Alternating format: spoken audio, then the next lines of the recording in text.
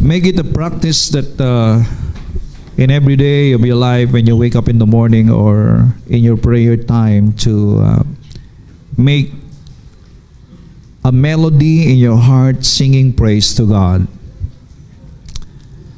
That is worshiping God with the Holy Spirit. Yung pong ginagawa natin dito, why we're doing that, why we are worshiping God in this place, and why we are making a melody in our heart, singing in the Holy Spirit, and singing praises to God, giving thanks to God. Bakit natin ginagawa yon? Because that is the reason why we were created. And bakit natin ginagawa dito? Para nang sa ganun, kung ano pong ginagawa po natin dito, ay practice po ninyo in your house, in your personal devotion, in your personal prayer with the Lord. Again, Christianity is not just about going to church every Sunday. Christianity is not just about reading your Bible because the pastor or the leaders, your cell group leaders, gave you an assignment to read a chapter or a book of the Bible. Hindi po yun ang Christianity. Christianity is relationship with God. Pag sinabi natin Christianity is relationship, you are always talking to Him, acknowledging His love for you, and saying, I love you, Lord. Parang mag-asawa lang.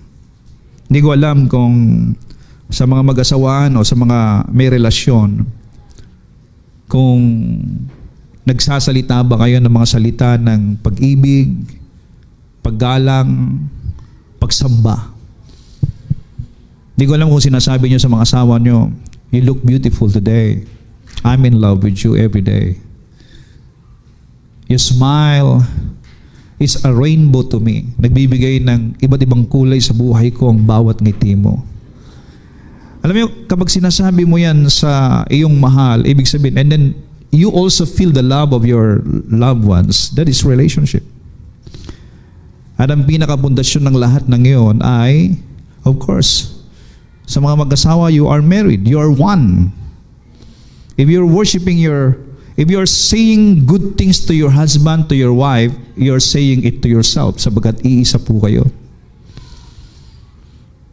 At ganoon din sa mga anak. And that is a healthy family. They have a relationship. Minsan may mga mag-asawa lang sa papel, pero hindi nag-iimikan. Walang relasyon. Same thing with God. It is a relationship. Kaya sarap pong sumamba sa Panginoon. Kaya kapag kumakanta po kayo, katulad ng mga kinakanta po natin kanina, dapat feel na feel din nyo yun. Ang religion kasi ganito sumamba ako and I feel good because sumamba ako. And it seems like going to church is an obligation. It's not an obligation. It is your way of life. Because you want to see your brethren, your brothers, yung pong mga tinubos kasama ng Panginoon si Kristo na sumasamba sa Diyos. Ikaw ay napapagpala, napapalakas na makita sila na sumasamba sa Panginoon, at sila din naman ay napapalakas kapag nakikita kanila. Kaya po, pag tayo pumupunta sa church, nagpapalakasan ng bawat isa sa atin. Alam niyo ba, nakita ko lang kayo, I am strengthened. Ang nakamayan ko kayo, nakita ko po ang inyong mga ngiti ninyo, I am strengthened. Why? You are my brother. You are my sister. We have one Father. We belong to one family. We are united with love. We have one Spirit. Kaya po, I can feel in my spirit, there's joy in my spirit. Amen? Kaya again, Christianity is not a religion, it is a relationship. And when we say relationship, you're doing to worship God. Anytime, any moment, kahit naglalakad ka, naglalaba ka, ano man ang ginagawa mo, you are worshiping God. Maya't maya ay naiisip mo na ang Diyos ay mabuti sa iyo. Maya't maya ay pinagpapasalamat mo sa Kanya yung ginawa niya doon sa krus ng Kalbaryo. You are always thinking of His promises for you. Amen? That is Christianity. And I tell you, walang puwang anumang kalungkutan kapag tayo po ay nakatuon sa mga bagay na ipinangako, salita, kabutihan, katapatan, kapangyarihan, kakayahan ng Diyos para sa atin.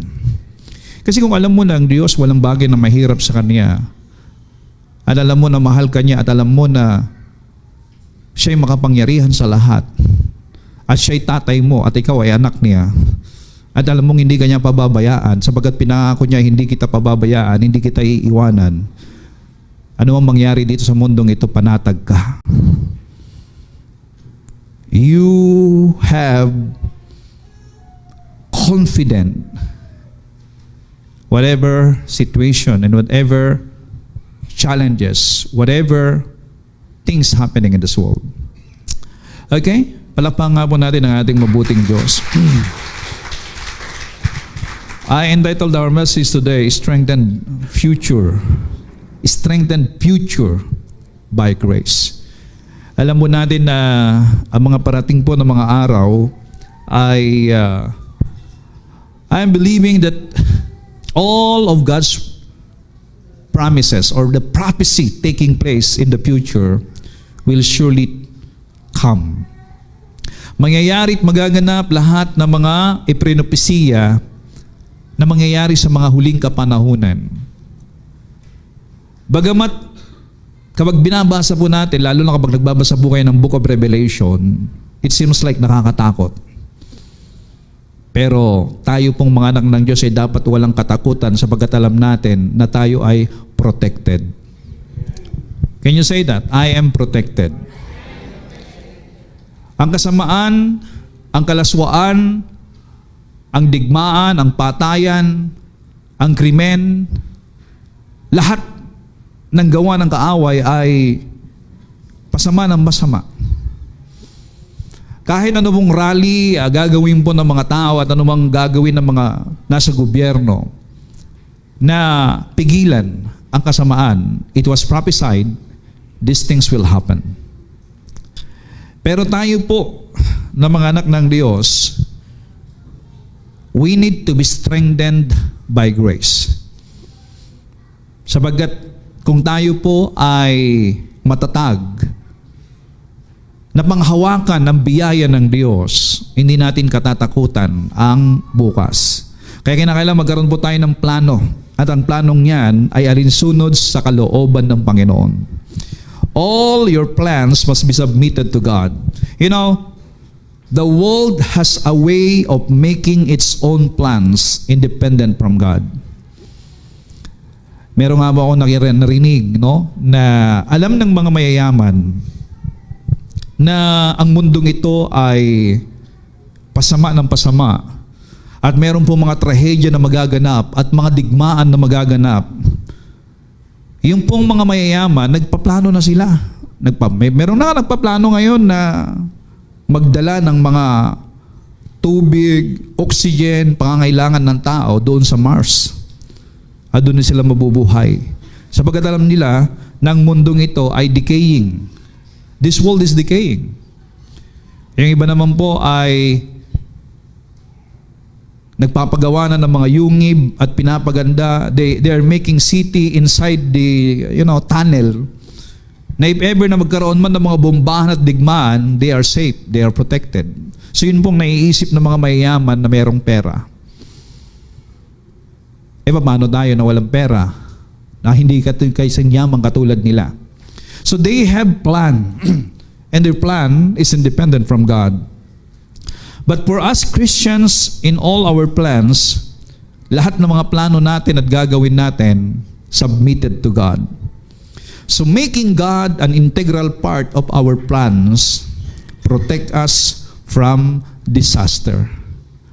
There are disasters na mangyayari, pero dahil lahat ng mga plano natin ay nakapaloob doon sa plano ng Diyos, I am protected. Ito po ang sabi mo ng Santiago chapter 4, verse 13 hanggang 16. Makinig kayo sa akin, kayong nagsasabi, ngayon o bukas pupunta kami sa isang bayan. Mamamalagi kami roon ng 1 taon. magnenegosyo at kikita ng malaki. Sa katunayan, hindi nyo alam kung ano ang mangyayari sa inyo bukas, sapagkat ang buhay ay parang hamog, nalilitaw ng sandali at mawawala pagkatapos. It's reality.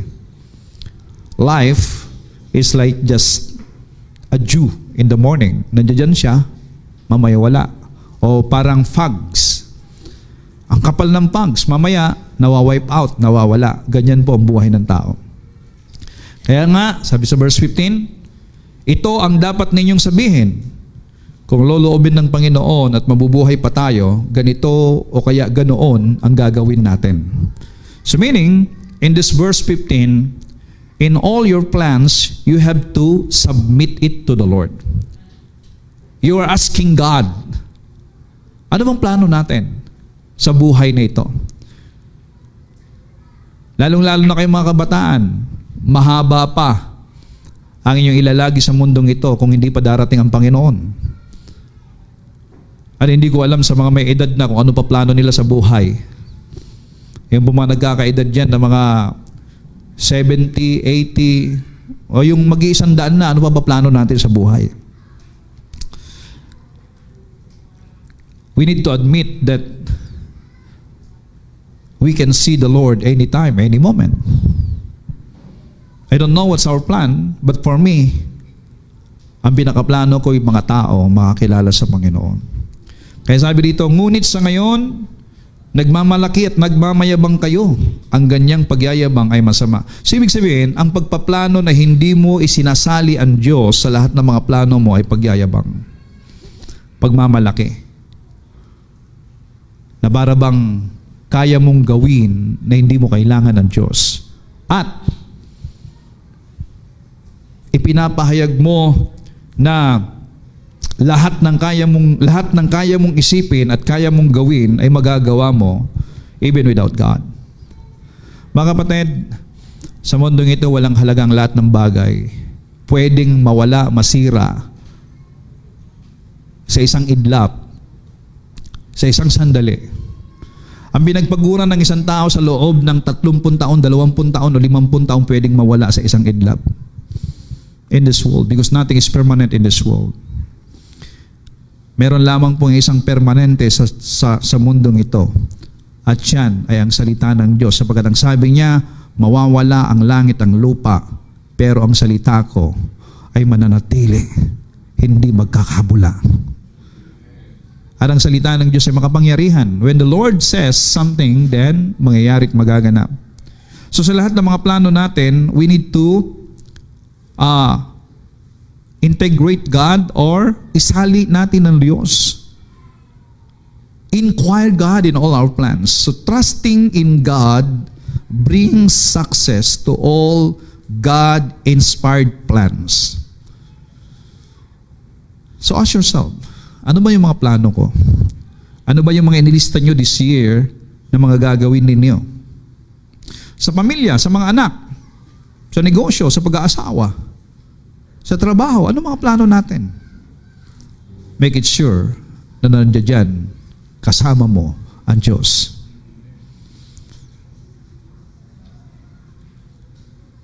Ang sabi ng Kawigaan chapter 3, verse 5 to 6, magtiwala ka ng buong puso sa Panginoon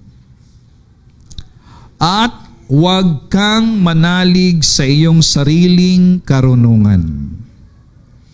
Ano po ibig sabihin nung huwag kang manalig sa sarili mong karunungan? Huwag mong pagtiliwalaan yung sarili mong kakayahan. Don't depend on yourself. Magtiwala ka ng buong puso sa Panginoon, ibig sabihin po is that the word of the Lord, His promise, what He can do for you, ang siyang sandalan mo't pagtiwalaan. At hindi yung sarili mong kakayahan. Hindi yung negosyo mo, hindi yung talino mo, hindi yung profession mo, hindi yung pinag-aralan mo, hindi yung tinapos mo, hindi yung kakayahan ng mga anak mo, kakayahan ng mga tao sa mundo, or sino mang nangako sa iyo. sabagat sila man ay pwedeng maapektuhan sa mga nagaganap sa mundo at pwedeng maganap pa sa mundong ito. Alalahanin mo ang Panginoon sa lahat ng iyong ginagawa at ituturo niya sa iyo ang tamang landas. So ganito yan, kapag tayo po nagpaplano ng isang bagay,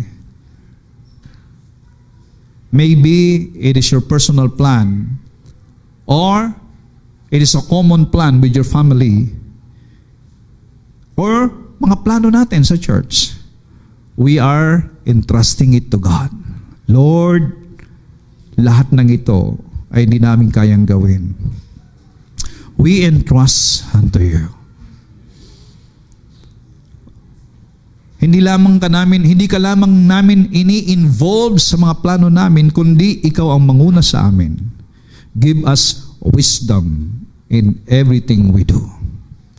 So dapat makita po natin, yung lahat ng gagawin natin is alinsunod sa perpektong kalooban ng Diyos. If we say that we gonna involve God in everything we do, sa lahat po ng gagawin natin, sa lahat ng pagpapalang matanggap natin, sa lahat ng promosyon natin, maging yan ay pag-aaral, pagninegosyo, we are involving God and we are acknowledging God. How? Of course, in prayer and even in giving to Him something that we can give into His kingdom. So ganito po ibig sabihin yan, lahat ng plano natin dapat meron pong kasama doon sa mandato na ibinigay sa atin ng Diyos na pagpapalaganap ng mabuting balita. Parang ganito, halimbawa, papatayo ka ng bahay. Lord, salamat po. Binigyan mo ako ng kakayahan na makapagpatayo ng bahay. Lalakihan ko po ang sala para nang sa ganon, marami po kami kapag nakapag-Bible study. Yung bahay nyo, dapat open yan for Bible study. Amen ba doon? Hindi yung very private.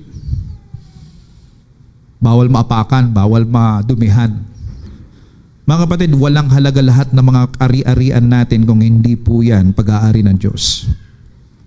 And if we are involving God sa lahat ng bagay na meron tayo, dapat nagaganap at na gagamit ang lahat ng bagay na meron tayo para sa dakilang misyong ibinagkaloob sa atin ng Panginoon.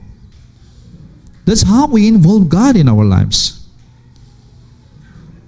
Sabihin mo ka sa katabi mo, involve God in your plan.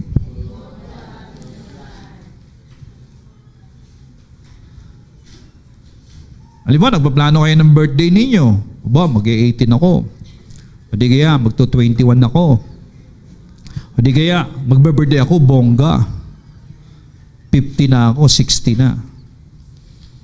So, how would you involve God in your plan? Lord, sa birthday ko, salamat sa mga maraming regalo.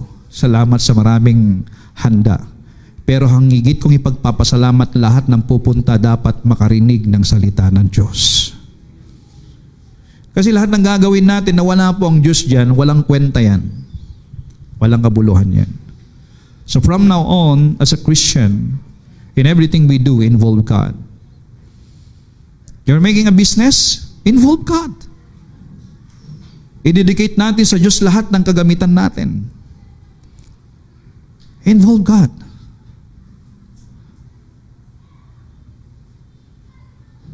Alalahanin mo ang Panginoon sa lahat ng iyong ginagawa. So God loves us, mga kapatid, and wants us to show us grace, which is His undeserved, unearned favor. Why? We're going to involve God in everything we do, in our plan. Sapagat gusto ng Diyos na maranasan natin ang Kanyang biyaya. Gusto ng Diyos na pagpalain ka sa lahat ng iyong ginagawa. Gusto ng Diyos na makita mo ang Kanyang pagkilos sa bawat plano natin. Sa panahon po natin ngayon, grabe na po nangyayari. if you're gonna make God out of your life, out of your plan, out of everything you do, kapatid, prone ka sa pwedeng gawin ng kaaway. It is not God who punish you. It is not God who judge you. The Lord will not judge you. But you are prone to the works of the devil. Protection Although the Lord is there with you, kaya lang, kapag katulad po ng alibughang anak, mahal siya ng tatay niya, pero nung siya po'y humiwalay o lumayo, umalis sa kanilang tahanan. Bagamat sa tahanan nila maraming pagkain, sa tahanan nila protected, may mga katulong, sa tahanan nila punong-puno po ng pagmamahal, pag-aruga ng kanyang tatay, pero nung siya'y lumayo, he go in his own way. Nung una, dahil may pera pa siya, parang sayang buhay, walang pumipigil sa akin, walang nagagalit, I can do all things that I want to do. Pero nung naubos ang lahat, nagsimula pong maghihirap ang buhay. Mga kapatid, kapag lumayo ka sa tatay mo, mararanasan mo ang kahirapang hindi mo dapat nararanasan. Kaya, huwag kang aalis. Lalo sa panahon natin ngayon. So, a deeper definition of grace is the unmerited, abounding provision of the operation of God's unrestrained, infinite love that works through Jesus Christ for mankind, especially for those who depend on Him. Are you dependent to God? Pag sinabing dependent, para kang nakasandal, Lord, hindi ako makakatayo without you. Yung iba kasi, kahit wala, nakakatayo akong mag-isa. I am dependent to myself. I am independent person. Mga kapatid, there's no such independent person. All of us must dependent to God. You must depend on God. And as for me, I am dependent on the grace of God in my life. Dapat nakasandal ka sa biyaya ng Diyos. Bakit? Pwedeng magkamali tayo. Pwedeng tayo magkulang, pero dahil nandiyan ang biyaya ng Panginoon, ang kanyang pangako pa rin ay magaganap sa buhay ko sapagkat ako'y nabubuhay sa kanyang biyaya. So this unmerited, the abounding provision, the infinite love of God coming to you, you're going to experience it when you are dependent on Him. And that is grace. Grace means the Lord bless you not because you are good in your own, but because you are in Christ Jesus. So the blessing that you are receiving is unmerited. Hindi po bunga ng iyong pinagsumikapan. Hindi po bunga ng iyong kagalingan, kundi bunga ng pakikipag-isa mo kay Kristo, at si Kristo ang dahilan kung bakit dumaloy ang mga pagpapalang mula sa Diyos. So His grace enables us to be confident in a fearful world. Alam niyo ba na sa mundong ito ay puno ng takot mga tao? Hindi ko alam pero as I have said, palala po ng palala mga nangyayari po sa mundong ito. Palala po siya ng palala. Kaya nga po, tayo, ang kagandahan tayo sa atin ngayon, ito po yung mga verse na ito, tulad nitong Hebrew chapter 4, verse 16. Dapat tatandaan nyo palagi yan. Ito yung susi natin para makalapit tayo sa trono ng Diyos. Di ba lahat po ng pintuan may susi yan? So ito po yung susi natin. Magsilapit tayong may pagkakatiwala sa luklukan ng biyaya. Ang luklukan ng Diyos ay luklukan ng biyaya. In English, the throne of God is the throne of grace. Ano po ibig sabihin ng throne of grace o luklukan ng biyaya? Pag lumapit ka sa Kanya, kahit meron kang pagkukulang at kulang-kulang ka, tanggap ka ng Diyos. That is the throne of grace. So, wag mong isipin na ang trono ng Diyos ay nakakatakot. Kasi kung nasa isipan natin nakakatakot ang trono ng Diyos at alam mo na meron kang pagkukulang, sinigawan mo yung asawa mo kanina umaga, muntik mo pang, buti na lang, nakakapagpigil ka na ngayon. Ang bigat ng dibdib mo. And the devil come to condemn you. Tapos sabihin niya ngayon, paano ka ngayon makakalapit sa Diyos niyan? Marumi ang puso mo, may kasalanan ka. Pero ito po susi natin. Come into the throne of grace. Kasi kapag lumapit ka sa trono ng Diyos, trono ng biyaya at naramdaman mo ang pag-ibig ng Panginoon, mawawala yung galit mo. Mapupuno ka rin ng pag-ibig. So yung kinainisan mo, merong nagawang pagkukulang, yung membro ng pamilya mo o ng kapatid mo sa pananampalataya o ng kapitbahay mo o sino man tao na gumawa ng mali sa iyo, mararamdaman mo ngayon yung pag-ibig ng Diyos sa kanila. So yan po ang biyaya sa trono ng biyaya ng Diyos. Kaya sabi niya, lumapit kayo upang tayo magsipagtamo ng awa at mga kasumpong ng biyaya upang tumulong sa atin sa panahon ng pangangailangan. Alam niyo, when you come into the throne of grace, always, hindi lang pag may pangangailangan ka, you really love to come into the throne of grace? Oh, I tell you, wala pong pangangailangan na hindi mo masusumpungan doon. Ang kaawaan ng Diyos ay darating. Kaya kapatid, pagbabasahin po at maunawaan po natin ang Biblia, walang dahilan upang ang tao ay lumayo sa Diyos. Kaya lang, kung bakit may mga taong lumalayo sa Panginoon, because there's a lot of temptation out there. If you're gonna look around, ang dami pong mga imbitasyon na temptasyon sa mundo.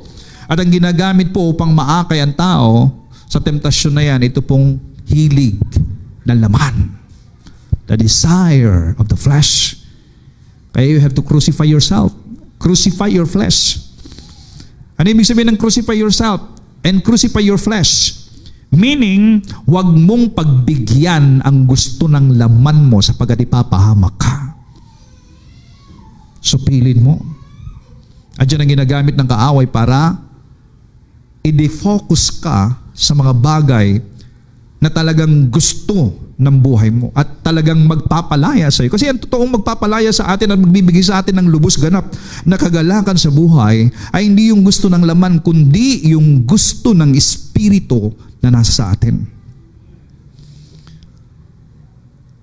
Love, joy, peace, gentleness.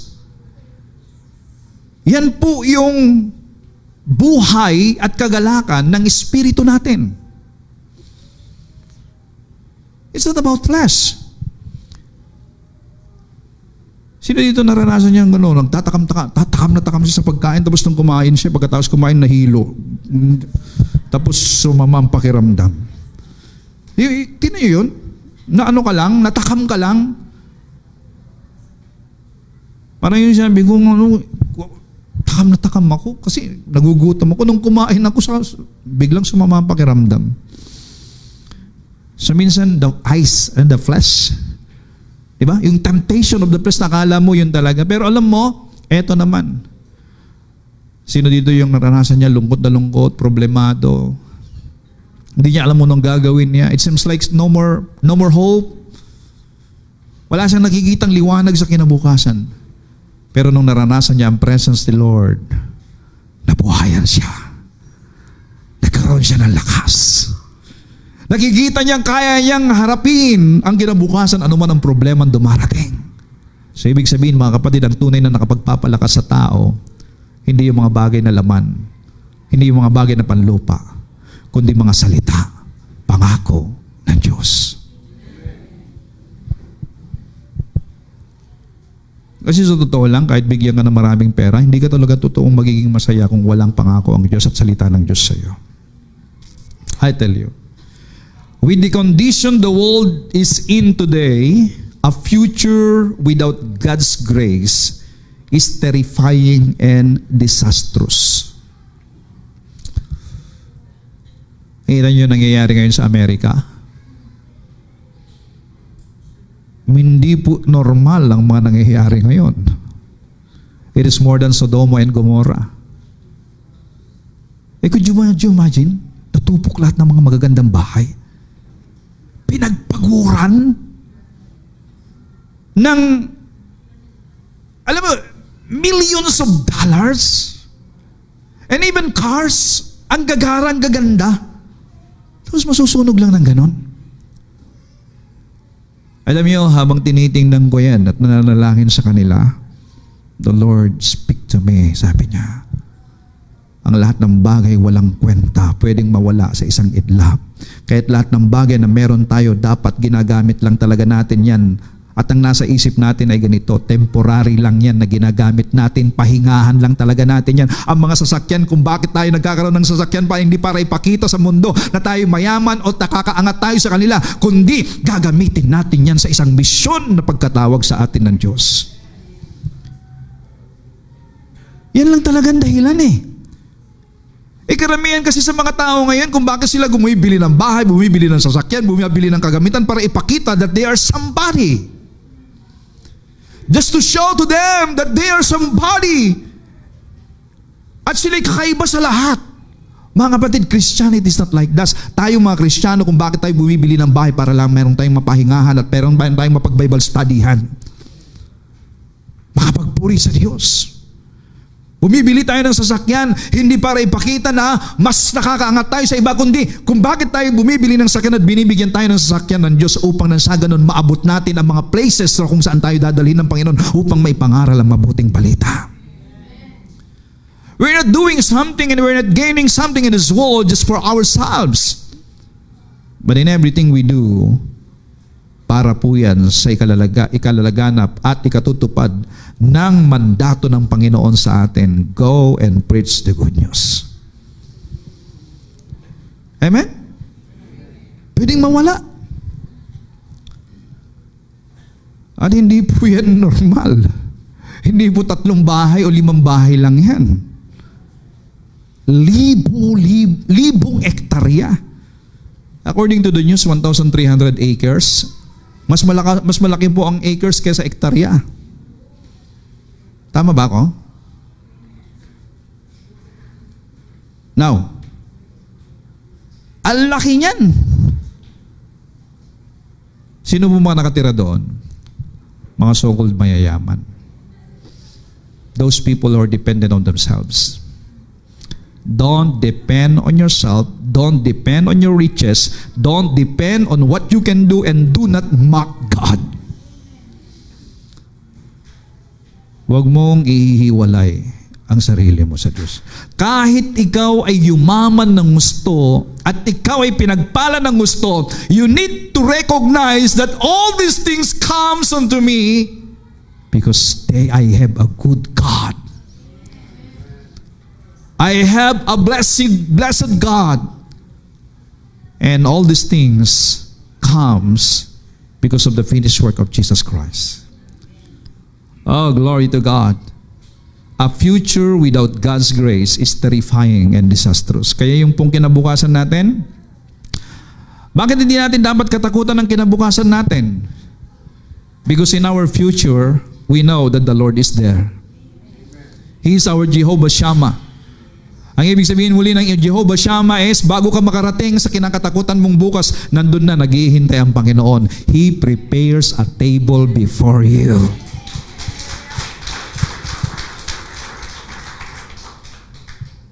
Friend, huwag kang pumanatag sa kinabukasan dahil meron kang sariling ipon.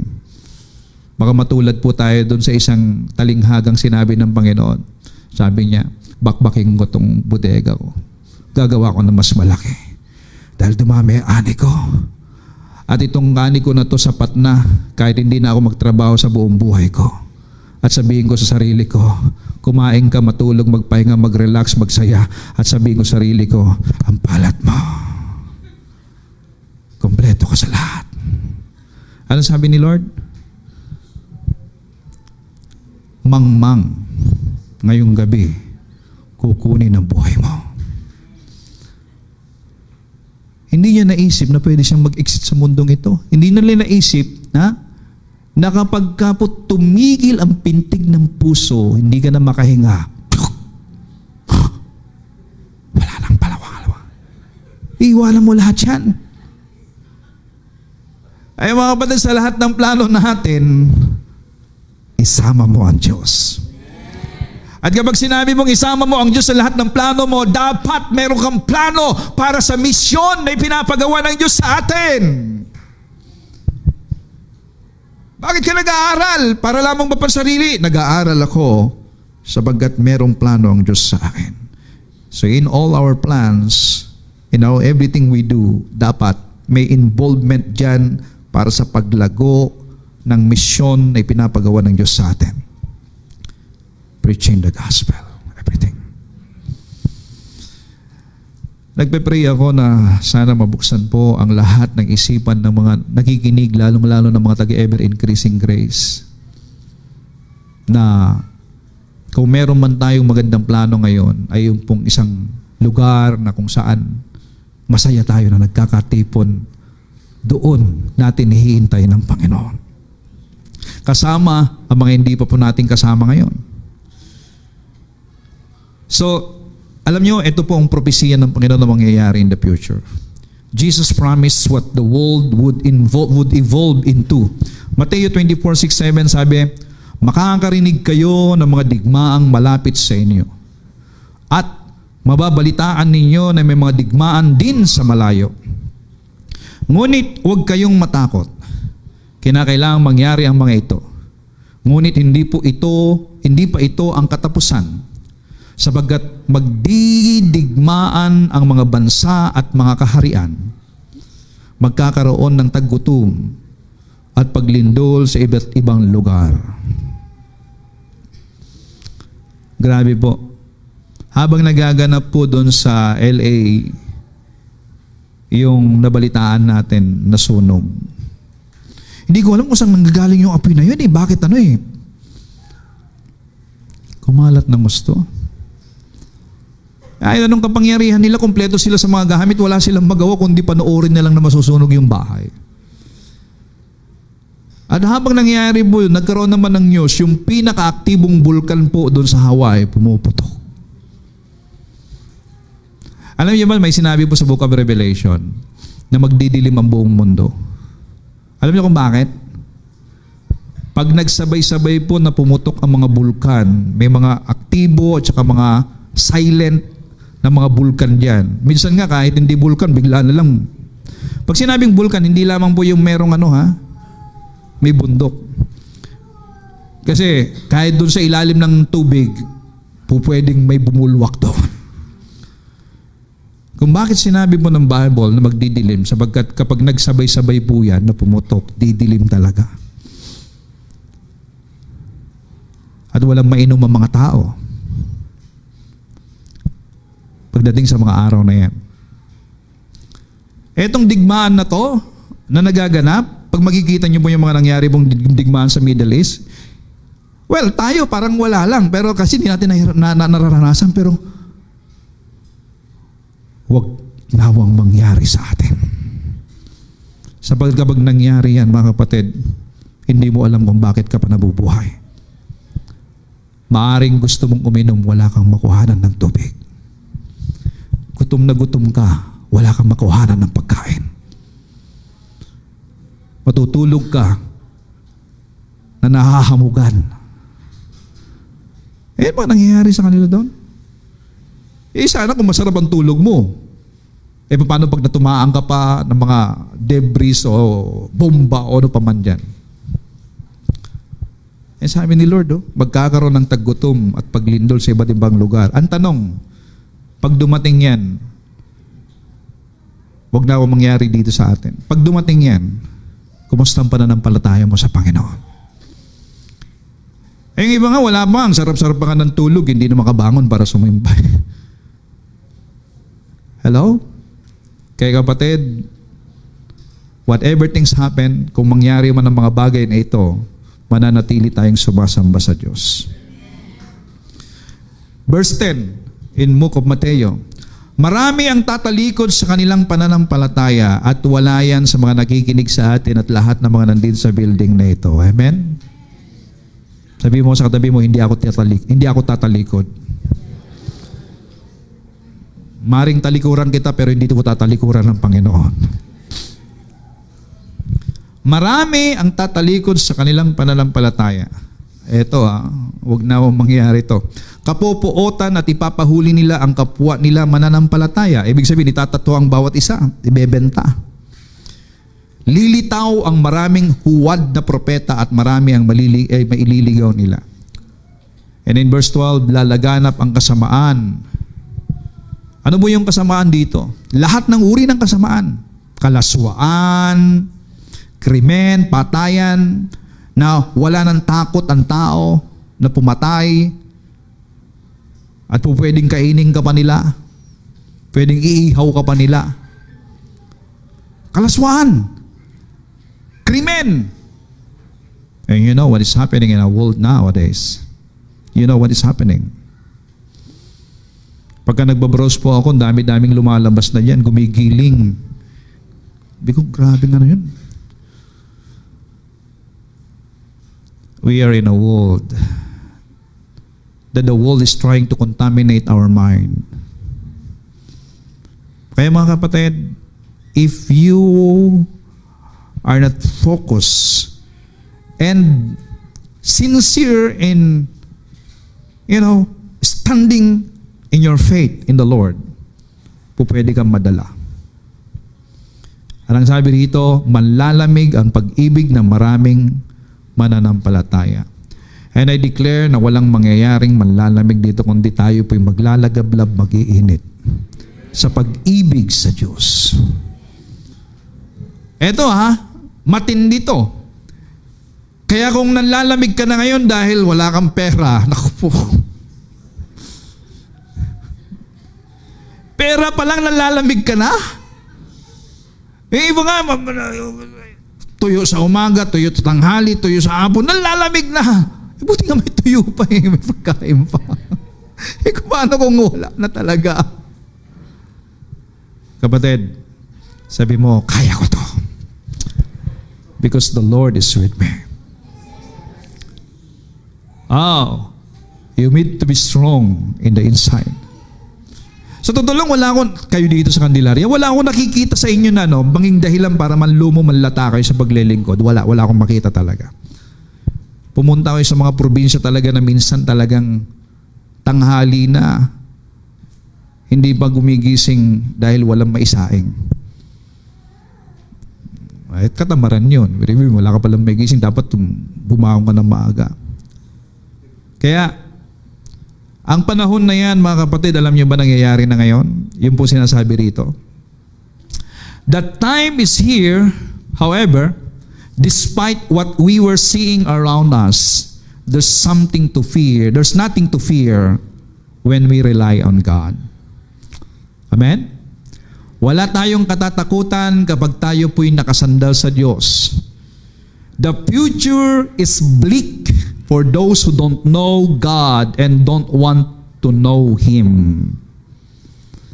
Mga kapatid, kahindik-hindik ang mga mangyayari. I'm not saying this to put fear on you. I'm saying this para hindi po kayo matakot sapagkat kasama natin ang Diyos. It's the exact opposite for those people who choose to lean on Him. Letting Him lead us forward gives us peace, hope, and joy in the midst of it all. Sa mga nagaganap sa mundong ito, meron pong pangako ang Diyos. Kapag kasama natin siya, kung ang mangyayari po sa mga taong nagtitiwala sa kanilang sarili ay kapahamakan, it is the exact opposite po ang mangyayari sa atin. Ang buhay natin ay paningning ng paningning, pagpapala, papasaya ng pasaya. Kasi we can be joyful kahit na ano pong mangyari sa mundo because we are not dominated by what is happening around us. Hindi ako masaya kasi meron na masayang nangyayari sa paligid. Hindi ako masaya kasi masaya ako hindi dahil sa may sinabi ng tao na maganda para sa akin. It's not what happening around us that make us happy. It is who inside us and what word and promise installed in the inside of me. Yan ang nagpapasaya sa isang Kristiyano. So ibig sabihin, ang kagalakan at kasayahan ng Kristiyano ay ang salita ng Diyos na nakaimbak sa kanyang puso, hindi yung nangyayari at nagaganap sa paligid. Kasi kung ang nangyayari at nagaganap sa paligid ang magbibigay ng kagalakan at kapayapaan ng buhay mo, kapatid, you are affected and you can never be real happy. Why? Sapagkat hindi po natin kontrolado kung anong nangyayari sa paligid. Hindi natin kontrolado kung anong iniisip ng tao laban sa iyo o gagawin para sa mga tao sa paligid. Pero, alam natin na ang lahat ng salita ng Diyos na itinago natin at inimbak natin sa puso natin ay tinitiyak ng Diyos na mangyayari at magaganap sa iyo. And that is our faith. That is our peace. That is our joy. That is our strength. Glory. Kaya ito masabi ni Lord in John 16:33. Ang mga bagay na ito ay sinabi ko sa inyo upang sa akin ay magkaroon kayo ng kapayapaan. Kanino tayo magkakaroon ng kapayapaan? Kay Lord. Kaya kapag umalis ka sa Lord, lumayo ka sa Panginoon, gugulo talaga buhay mo. Sino dito ang naranasan mong lumayo sa Panginoon tapos pumayapa ang buhay mo? Paano papayapa buhay mo Siya nga po ang kapayapaan. He is the Prince of Peace. See, if you try to depart from the Prince of Peace and looking peace from anywhere else, kapatid, mabibigo ka. Again, money is good, but it cannot make you and give you peace. Marami po dyan, may milyon pang hawak, pero wala na siyang kapayapaan, naburido na. Meron dyan, wala kang ipon yung iba dyan, pamasahe lang na pumunta sa church, pero hallelujah, makapagpuri talaga naman Di ba? Meron dyan, may bahay, pero aburido. Pero yung iba dyan, walang bahay, nangungupahan lang, pero masaya. Yung iba dyan, walang boyfriend, walang girlfriend, pero masaya. Yung iba naman dyan, may boyfriend, di makatulog. Grabe. Iniisip niya kung nasan yung boyfriend niya ngayon, kung anong ka-text, kung sinong ka-video call, kung sinong kausap. Wala ka talagang kapayapaan yan. Hello. Mga kapatid, hindi po yung kung anong meron ka mula sa mundong ito magbibigay kapayapaan sa iyo. It is Jesus Christ.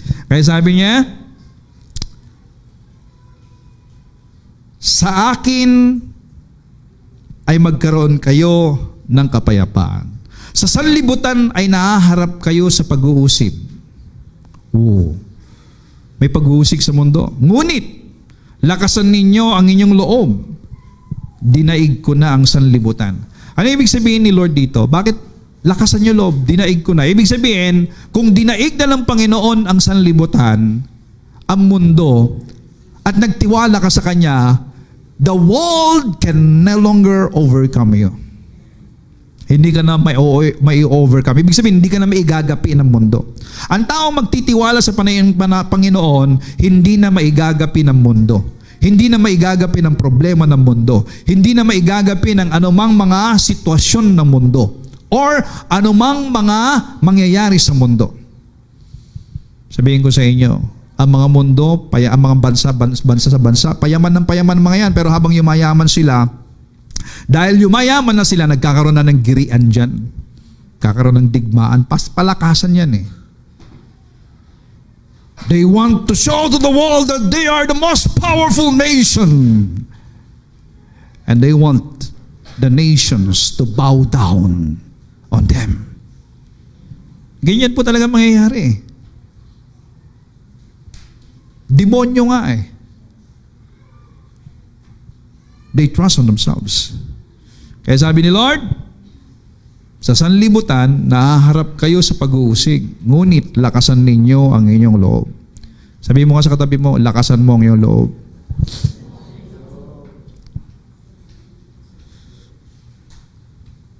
O eto, the last verse po tayo. In Acts chapter 20 verse 32, ito po ang sabi naman ni Pablo. Ngayon, ipinagkakatiwala ko kayo sa Diyos. Kasi itong verse na to, aalis na si Pablo doon po sa Efeso. At hindi na sila magkikita pa, hindi na babalik si Pablo doon sa lugar na yon. So ibig sabihin, para kay Pablo, ang mahalaga sa kanya, kahit hindi na sila magkita-kita pa at hindi na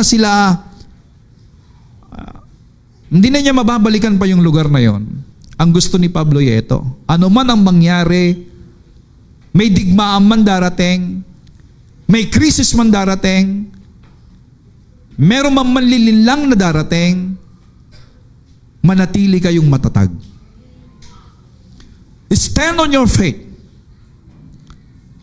Don't allow anybody to contaminate your faith. Stand on the faith. Ang sabi niya rito, ipinagkakatiwala ko kayo sa Diyos at sa Kanyang salita na tungkol sa Kanyang biyaya.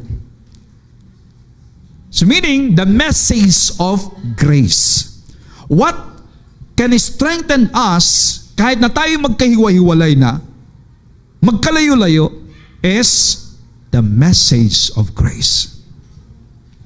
Makapagpapatibay ito sa inyong pananampalataya at makapagbibigay ng lahat ng pagpapalang inilaan ng Diyos. Grabe. Why Paul entrusts the Ephesian believers into the message of grace? Because it can strengthen their faith. Kapag ang isang Kristiyano ay strong sa kanyang pananampalataya kay Kristo, he cannot be shaken. Kaya mga kapatid, sa nangyayari sa paligid natin, be strengthened by the grace of God. Don't allow your mind to focus on this world. Huwag kang tumingin sa nangyayari doon. Tumingin ka sa pinangako ng Diyos sa iyo. Katulad po ni Lot, nung tinawag ng Diyos si Lot, at ang kanyang asawa at kanyang mga anak, sabi niya, bago magliwanag ang lugar na ito, uulan ng apoy at asupre. Ngayon, pumunta kayo doon sa maliit na lugar na to. Sa bundok na to, sa burol na to, pumunta kayo doon. At, eto po tumakbo kayo, at kahit anong marinig ninyo, huwag kayo lilingon. Kahit na merong sumabog doon, ano mangyayari, o lumiyab, huwag kayong lilingon. Diretso lang kayo sa pupuntahan nyo. That is the instruction. Ano pa ibig sabihin yan? Focus on the promise of God. Focus on your destination. Focus on what God says, a place of refuge for you. Kasi yun yung place of refuge mo place of safety mo eh.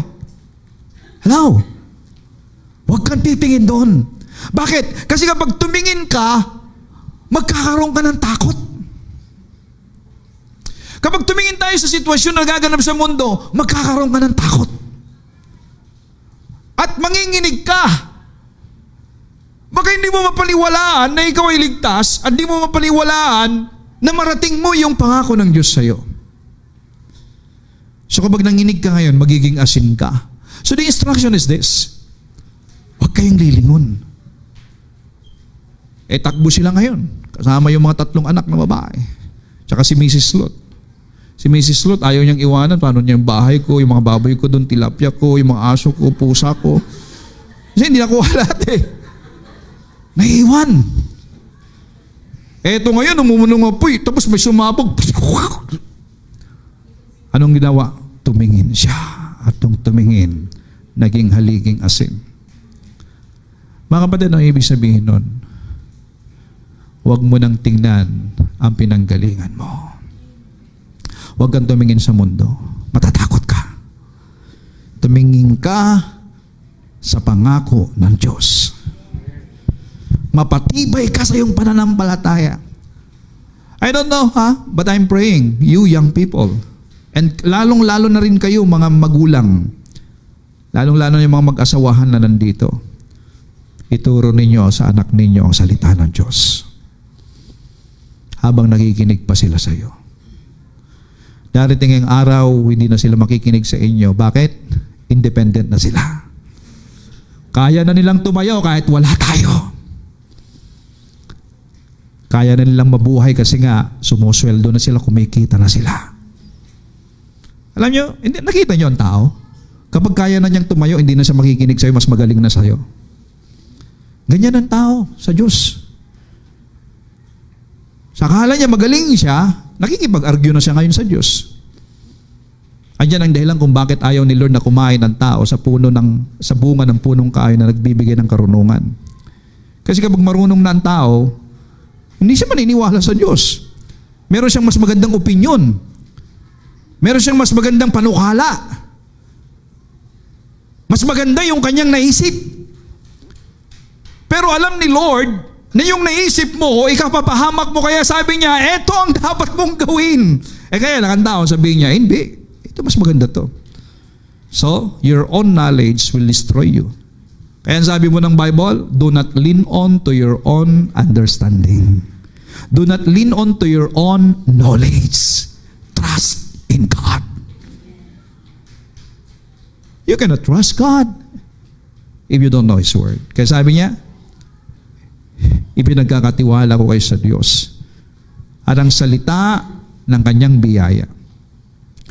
Ang salita ng biyaya ay makapagpapatibay sa inyong pananampalataya at makapagbibigay ng lahat ng pagpapalang inilaan ng Diyos. Hindi lamang that you are strengthened, but all the blessings that God prepared for those people whom He called.